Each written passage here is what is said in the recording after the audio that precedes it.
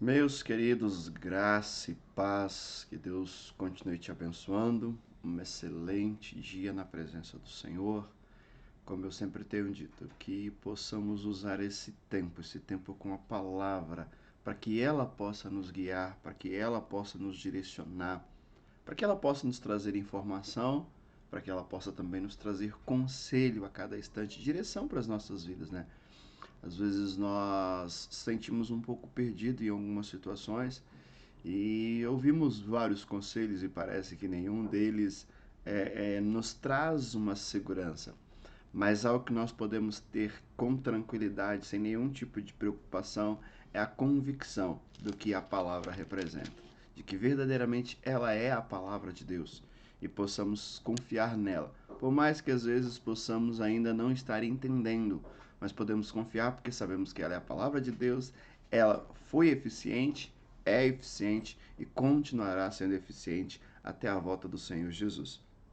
Estamos aí no penúltimo capítulo já de 2 Samuel, indo para o finalzinho, né, desse livro aí que nós passamos aí dia a dia meditando em cada capítulo. Se você ainda não viu, tem aí todo 2 Samuel aí no canal para que possamos também relembrar de alguns textos, relembrar de alguns momentos.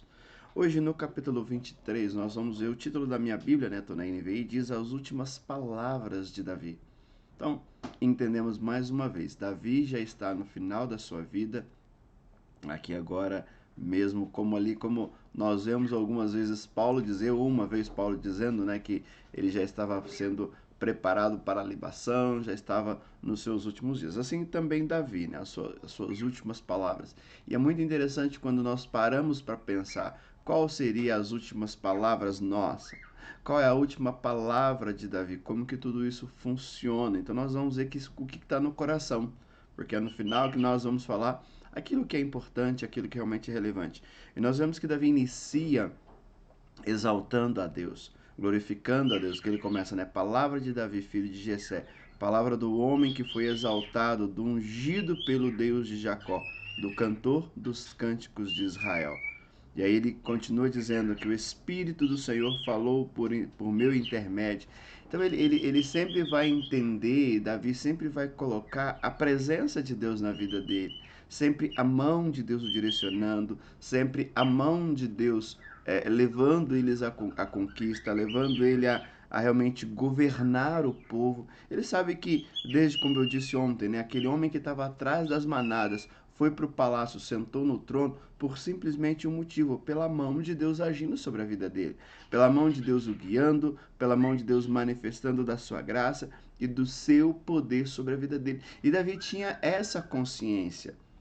Davi tinha essa consciência. Ele não trata isso só nesse capítulo 23. Em outros capítulos, ele vai tratar sempre disso, de mostrando Deus como Deus, o provedor de todas as coisas, o Deus que sustentou ele a cada momento, o Deus que o direcionou, que o guiou até onde ele chegou.